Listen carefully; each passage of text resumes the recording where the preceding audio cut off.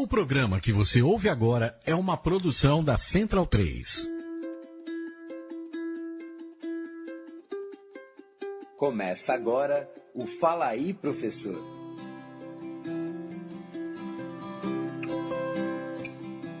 Olá, professoras, olá, professores. Meu nome é Wellington Soares, eu sou jornalista da revista Nova Escola e esse é o Fala Aí, Professor, o programa em que a gente discute os principais problemas da educação que são apontados por vocês. Estou aqui hoje com o Leandro Beguossi, diretor de produtos da Associação Nova Escola, meu chefe. Tudo bem, Leandro? O El não gosta muito quando o chefe vem, mas a gente é chato, né? E resolveu vir hoje, brincadeira. Isso é um prazer, acho que esse tema, os temas levantados pela pesquisa Conselho de Classe, né, que embasam muito essa conversa que a gente está tendo. É um privilégio estar aqui, discutir com especialistas, discutir com quem está na sala.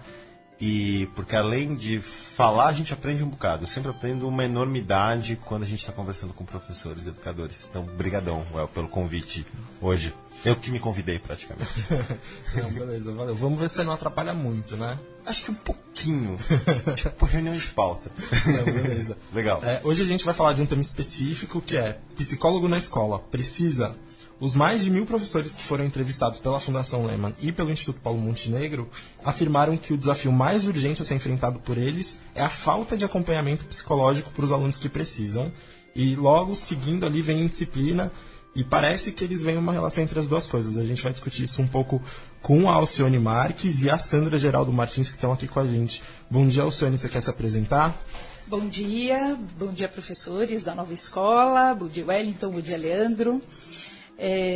Eu sou pedagoga, sou psicopedagoga, trabalho há mais de 25 anos com educação e eu sou vice-coordenadora do projeto Cuca Legal, que é um projeto que trabalha com programas de promoção de saúde mental e educação emocional, principalmente com educadores, em várias instituições, mas principalmente na escola e mais diretamente com educadores.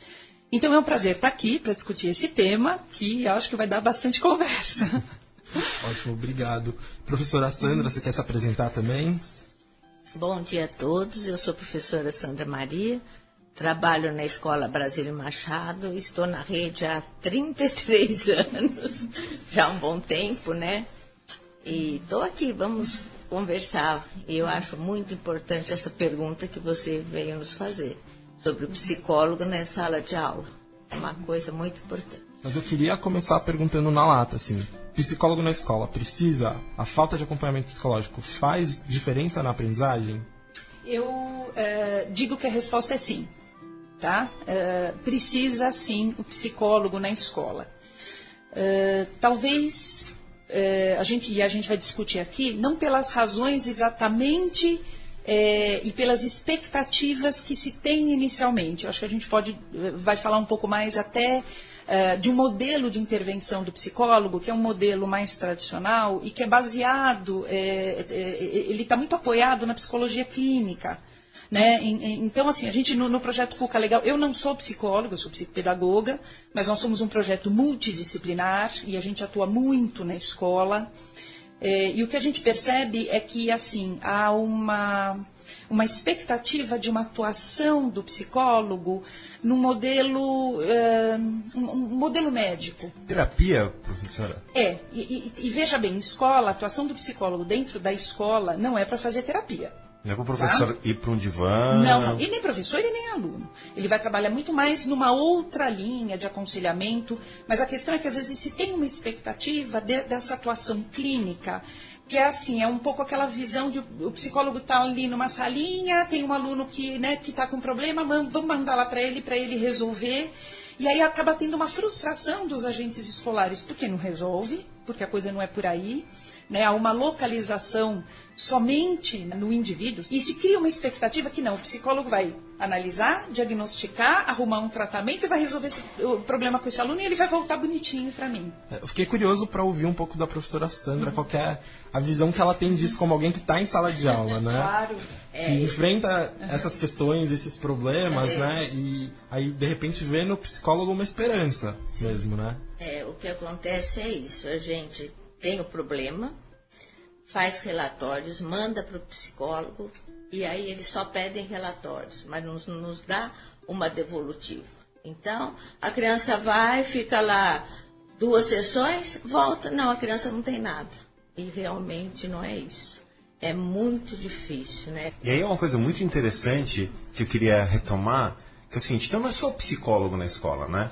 É que psicólogo é isso e o que essa pessoa faz. Porque para ter só mais um burocrata batendo ali, não faz sentido, né?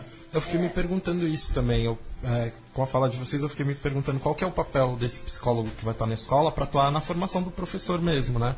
Para falar o que aquele professor em sala de aula pode fazer com aquele aluno. Eu sei que no Projeto Cuca vocês super trabalham com isso, né, Alcione? Isso. Este psicólogo dentro da escola, ele também é um agente educativo. Não estão claras ainda, e ainda isso vai se definir, e esses limites vão sendo também construídos com a própria escola, qual é a atuação desse psicólogo. Né? Como é que ele vai atuar de uma forma que ele... Porque a função e o objetivo é claro, ele precisa, a partir dos conhecimentos do funcionamento psicológico, contribuir para o processo educativo. É importante que ele se integre na comunidade escolar, que ele se aproxime de alunos, de professores, da gestão, dos pais, que ele participe de processos decisórios e que ele promova. Então, eu acho que é assim, né? A escola não tem psicólogo e não tem um monte de coisas, né? Que precisaria ter. Então, eu acho que se a gente enveredar por esse caminho, o programa vai ficar um tantinho longo. Tem com o aluno, para que haja esse bem-estar psicológico. Alcione, eu queria... Você está falando sobre a importância do psicólogo estar dentro da escola. Sim. Eu fiquei me perguntando quem que é essa figura do psicólogo dentro da estrutura que existe de escola hoje.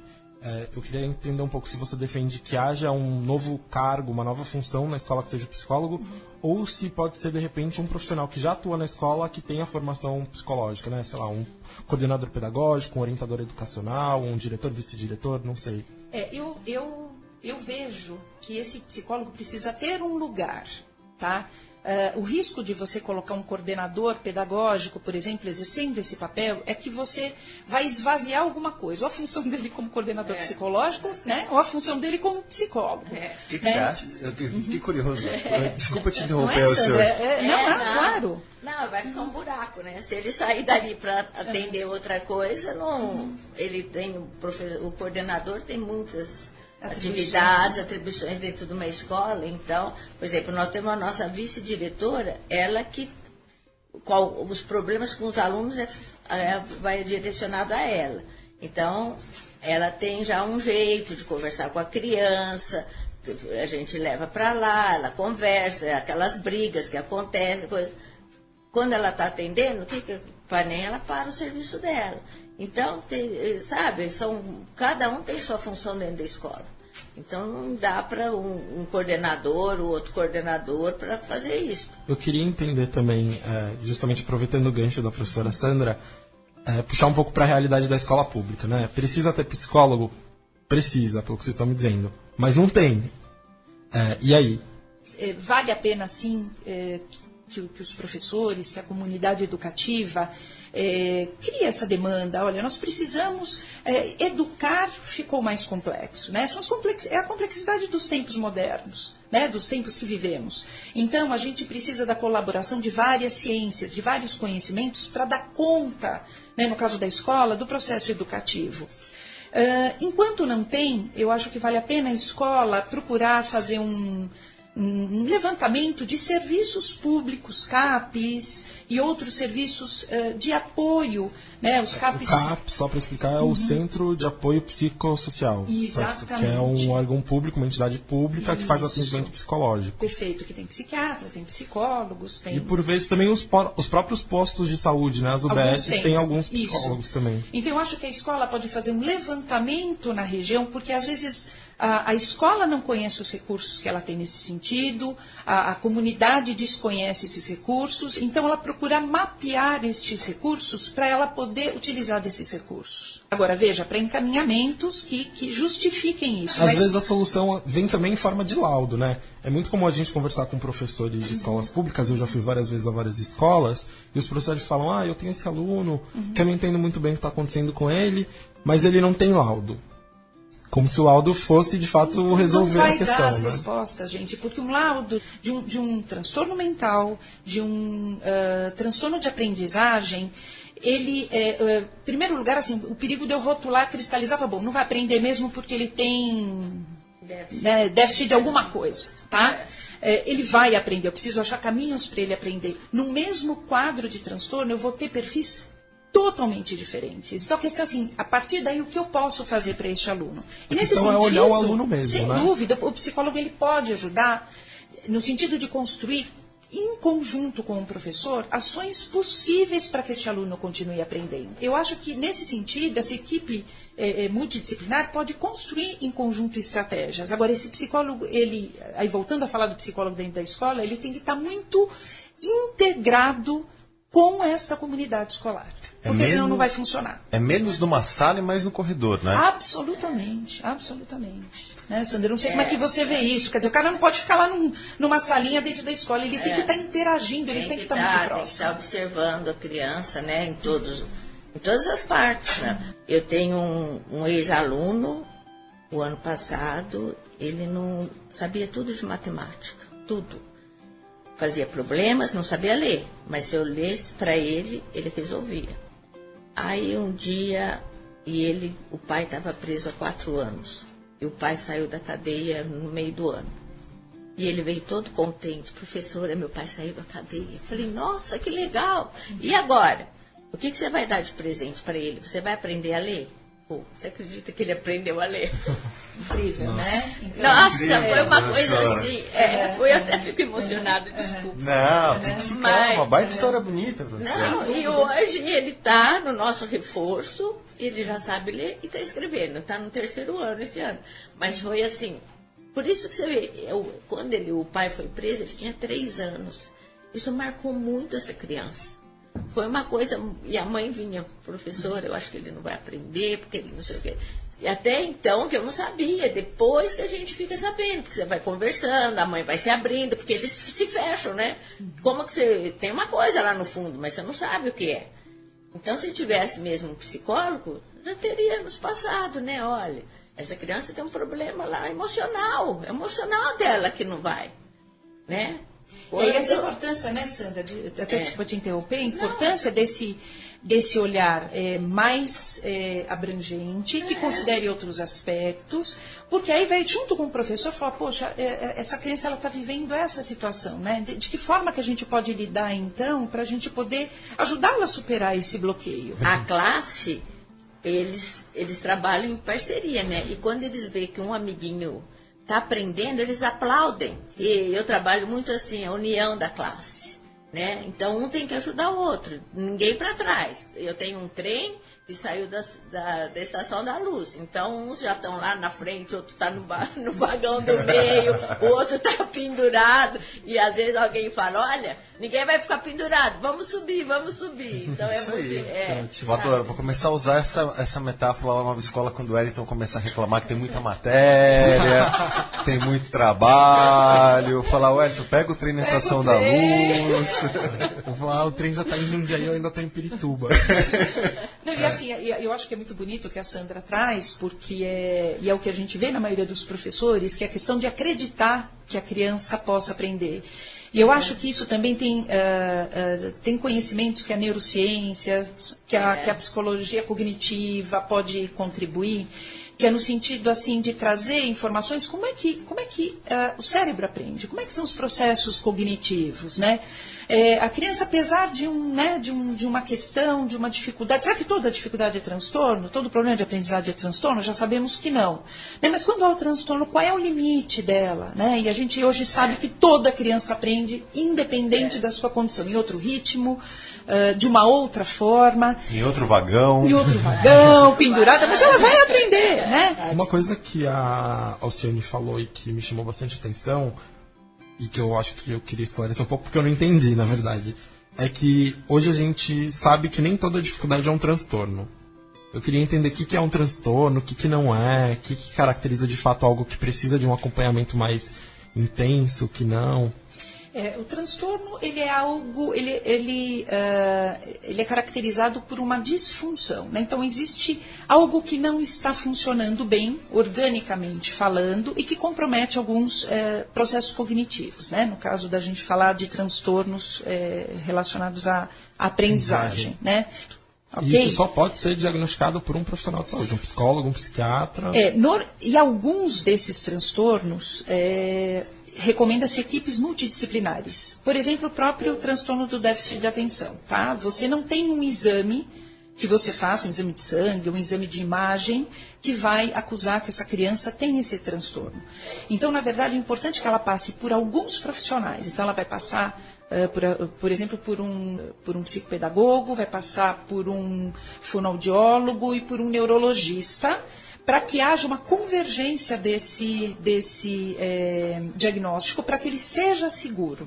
O transtorno, nem sempre, e na maioria das vezes, ele não é medicado, porque a maioria dos transtornos, inclusive, não tem medicação própria. O transtorno do déficit de atenção existe uma medicação, mas também não é indicado para todas as crianças que têm transtorno de déficit de atenção. Tem uma série de outras coisas. Você desenvolve com essa criança estratégias para que ela estabilize mais a sua atenção. Você desenvolve com ela estratégias para que ela consiga se organizar no ambiente, no tempo. E mesmo as que tomam medicação vão precisar dessas estratégias. Vamos lembrar que a medicação não vai resolver assim um problema, né? Serão necessárias intervenções específicas para ajudar a esse aluno a desenvolver estratégias para que a sua atenção funcione melhor. Ótimo. Acho que a gente pode começar agora a ouvir as perguntas que a gente tem. A gente tem 2 perguntas dos professores e aí a gente consegue aprofundar um pouco mais a nossa discussão. Vamos ouvir primeiro a da Heloísa Maria das Neves Assunção. Ela é professora de Minas Gerais e tem uma dúvida sobre o que a gente está conversando. Gostaria de saber como um psicólogo lhe orientaria a ajudar um aluno que está passando por problemas familiares e o rendimento escolar está sendo afetado por esse motivo. Parece quase que ela estava escutando a conversa aqui no estúdio, né? Sim. Então, uma criança que está passando por problemas familiares, é muito importante que a escola se coloque como um espaço de acolhimento, né? E às vezes na escola ele vai encontrar um conforto que na família ele não está tendo por uma série de questões. Então, essa postura de acolher e de criar um espaço para ouvir, e aí independente até do psicólogo, né? Pode ser um coordenador, pode ser um professor, pode ser um diretor, pode ser outros agentes escolares, acolherem e dar um espaço de escuta para essa criança. Isso ajuda muito, né?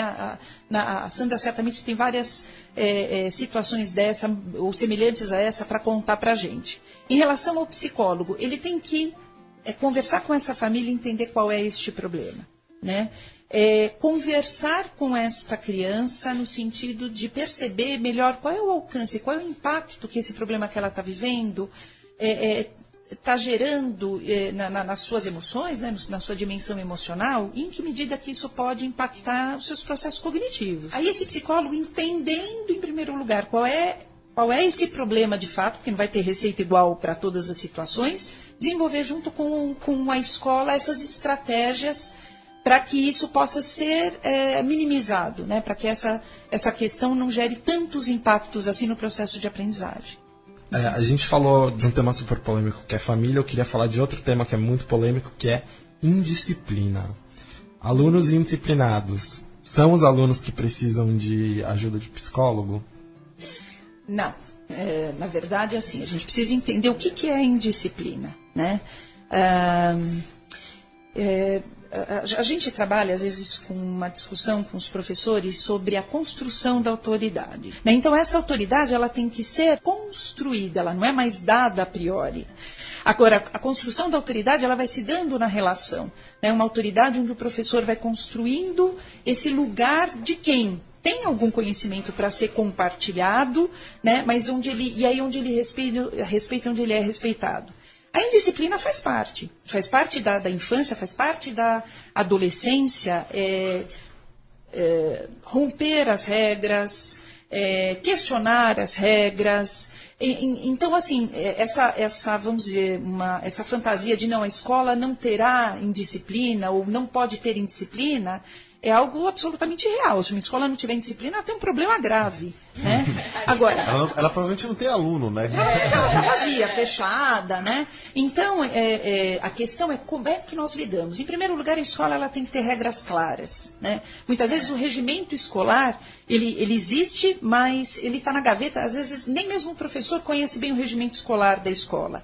Então, assim, regimento escolar, vale a pena, quer dizer, a escola se organizar para 1 ou 2 dias por ano, discutir com os alunos o que são regras estabelecidas no regimento escolar, por que elas foram estabelecidas. Então, isso dá uma legitimidade. Agora, dá trabalho, e é um trabalho que não é feito uma vez e depois acabou. Ele tem que ser feito com uma certa frequência. Eu queria saber da Sandra, se os alunos dela são indisciplinados, bagunceiros. Não. Não. Como que você faz para lidar com isso? Porque crianças, elas têm o quê? Por volta de 9 anos? Não, eles têm de 7, estão começando a fazer 8. 8? É. Então, é um período que eles estão bastante inquietos, querem brincar, não querem ficar sentados tanto tempo na sala de aula. Tem as regras também, né? Tá até lá no cartaz as regras, eles brincam na hora de brincar, na hora de atenção, tem atenção. E são crianças, né? Tem hora que acontece mais alguma coisa, mas nós temos toda semana a assembleia, onde são reunidas as 2 salas, a minha sala e de uma amiga, segundos anos, e eles sentam em círculo e ali sai de tudo que vocês imaginam. Sempre tem um tema gerador da assembleia. Consegue dar um exemplo pra gente? Sobre indisciplina já foram várias vezes, né? O que causa, o que vai poder melhorar, limpeza de banheiro, o que fizer, como vão fazer com o dinheiro da festa junina, eles queriam fazer uma piscina na escola.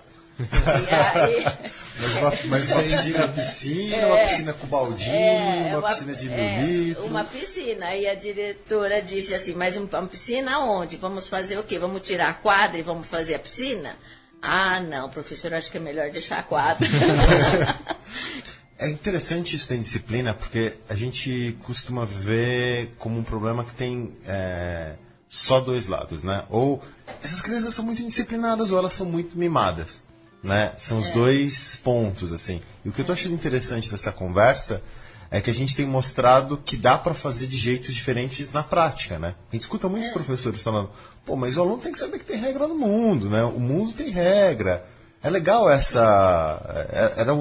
legal quando a gente vê isso chegando nesse ponto, sabe? Olha, tem regra. Vamos aceitar as regras? Vamos construí-las juntas, né? É construído com as crianças as regras, não é a gente que chega lá e põe as regras, né? Então, para falar, tem que levantar a mão, tem várias coisas, né? Então... Qual a regra mais curiosa que os alunos têm lá, professora? Tipo, alguma coisa que você fala, nossa... Olha, eles sempre querem sair na fila, então eles querem correr para ir ser o primeiro da fila. Então, quando é para sair para o almoço... O El faz isso direto. É dificílimo. Da meio-dia eu saio correndo. Eu logo notei. Então, a minha filha é por ordem de tamanho. Mas aí, quando eu vejo assim, um que está muito cansado lá atrás, eu falo assim, não, vamos mudar um pouquinho, olha, esse aqui cresceu à noite, vamos passar aqui para frente. Não, por ordem de tamanho eu acho bom, eu acho uma boa solução, porque o Leandro tem quanto? 1,83 m? Não, é feio esse bullying de manhã. Eu tenho só 1,74 m. Primeiro. Então, sempre. E quando chega na hora do refeitório, tem alunos que querem comer correndo para ser o primeiro. Eu falei, não. Pode ir devagar, vamos comer, vamos por ordem de tamanho, agora vamos lavar. Então, são regras, por exemplo, lavar as mãos para ir ao banheiro antes do almoço, sair em fila, não chutar o amigo, não bater, não falar palavrão, e aquelas coisas, né? Consigo ver tudo isso acontecendo ao mesmo tempo, professor. Tenho vontade de dar um abraço e falar, continua. O que é importante saber é que assim, a criança lida com regras de maneira diferente em cada fase da vida, né? Então, a criança pequena, né, na criança que está ali com 5, 6 anos, é muito interessante porque para ela é mais fácil entender a regra pensando no outro, né? Então, por exemplo, você faz com ela uma construção de regras, né? Então, olha, nós vamos fazer por exemplo, a fila. Olha, a fila é assim, por ordem ordem de tamanho. Às vezes ela tem dificuldade de se autorregular, mas ela tem uma facilidade um pouco maior de regular o outro. Falar, não, poxa, mas você não é pequeno, você não pode estar aqui na frente. Faço isso direto, professor. Então, e assim que a criança vai internalizando as regras, né? Primeiro ela começa regulando o outro e depois ela começa a se autorregular.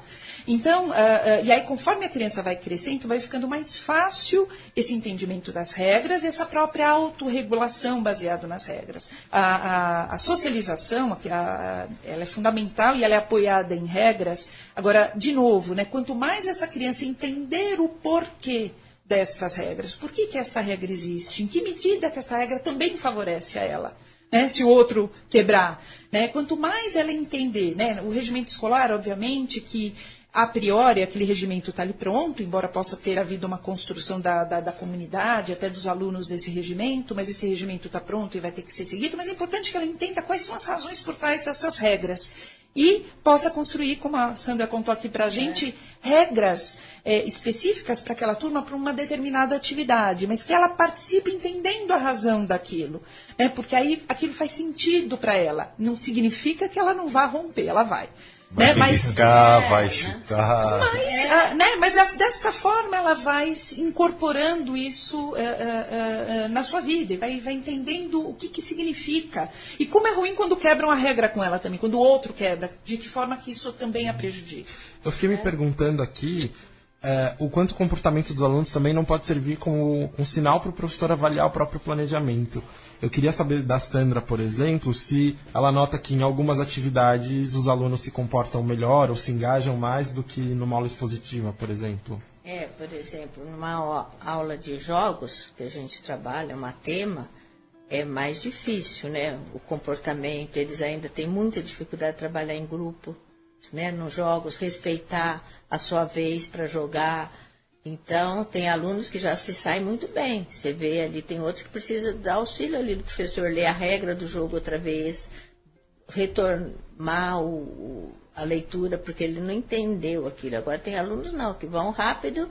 Então, eu, quando faço essa atividade uma vez por semana, eu sempre coloco um líder em cada grupo. Não assim... é ele que sabe tudo. Não, ele não sabe tudo, mas ele é capaz de nos ajudar, porque você divide uma classe de 30, né? Em grupos de 4, é muito aluno para um professor só. Trabalhar com vários tipos de jogos, né?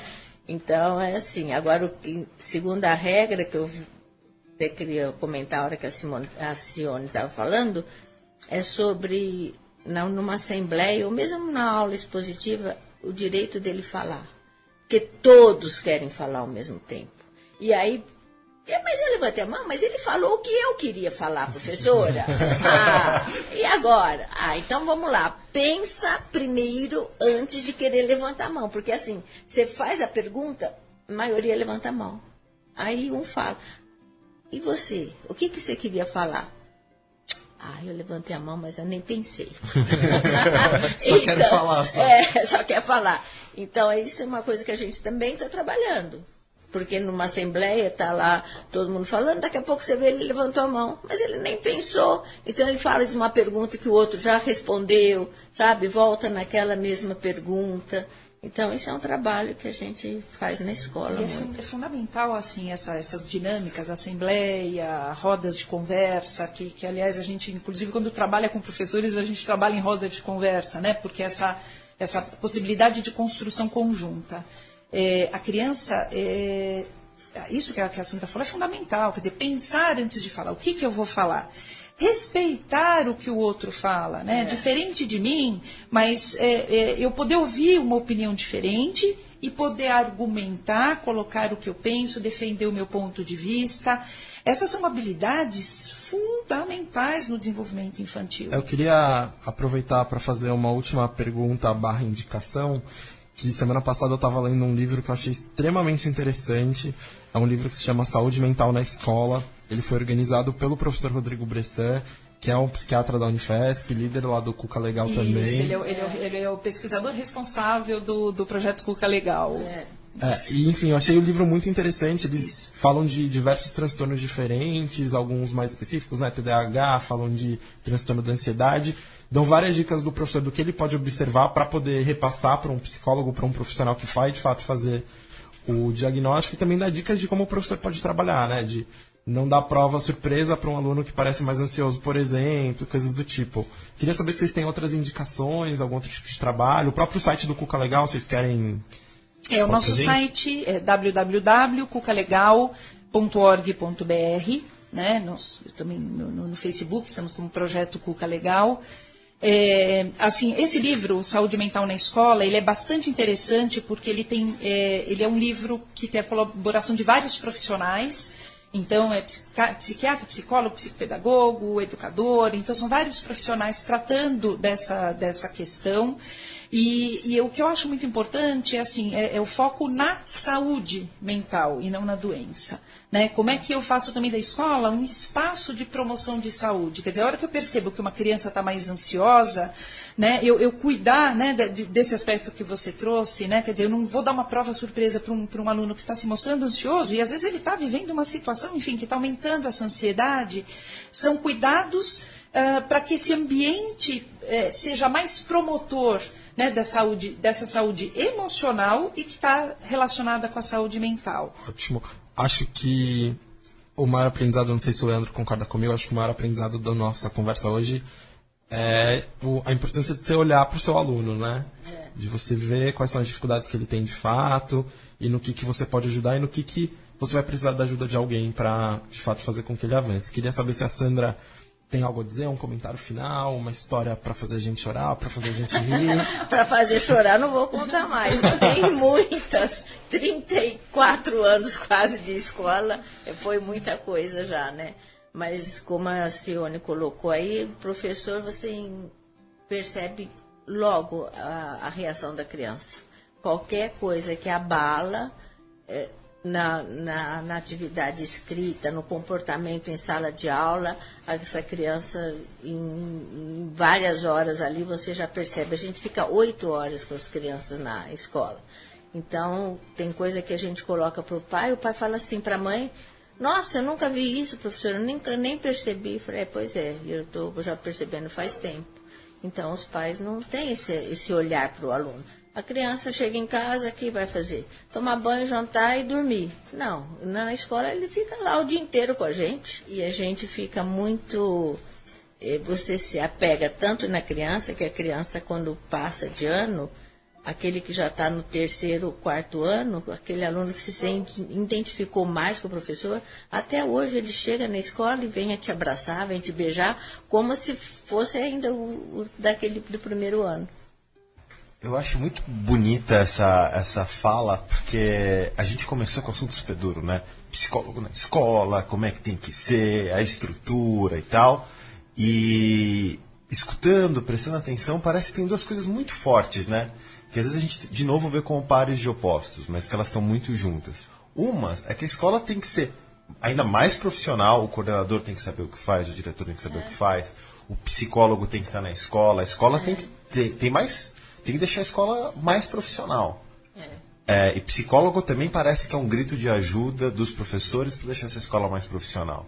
Mas também tem uma outra coisa que é absolutamente fundamental, é que se você deixar tudo frio, se não tiver esse olhar do professor que consegue entender, eu me preocupo com o meu aluno, o pai está preso, a mãe passa aqui, leva e mal conversa, se a gente também perder isso...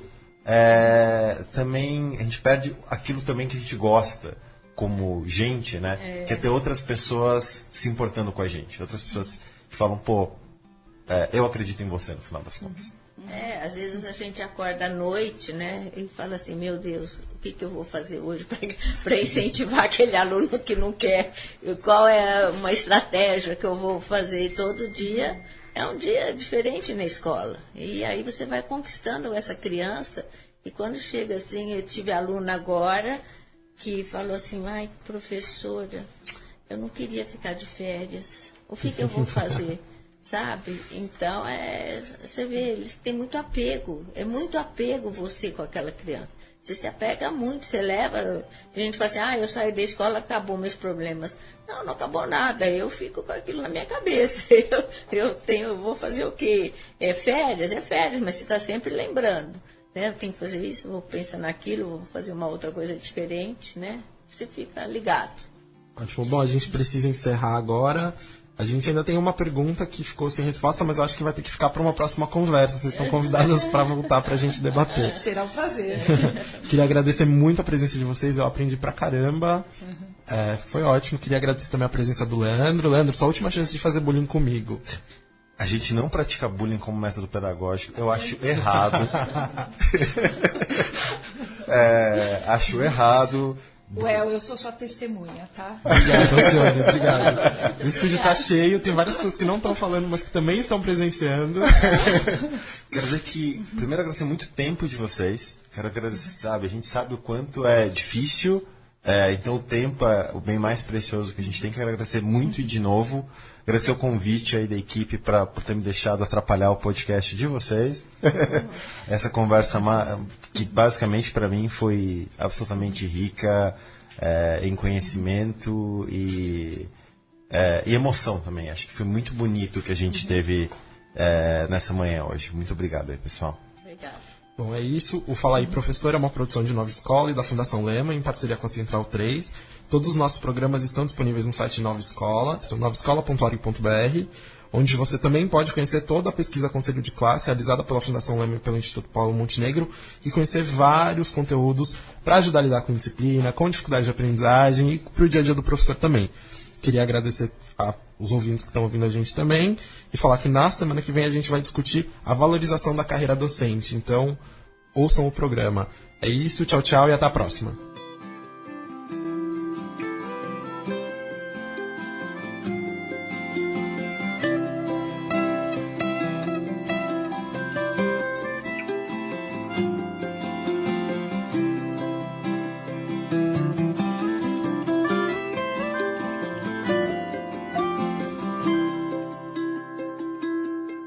Você ouviu uma produção da Central 3. Para ouvir a programação completa, acesse central3.com.br.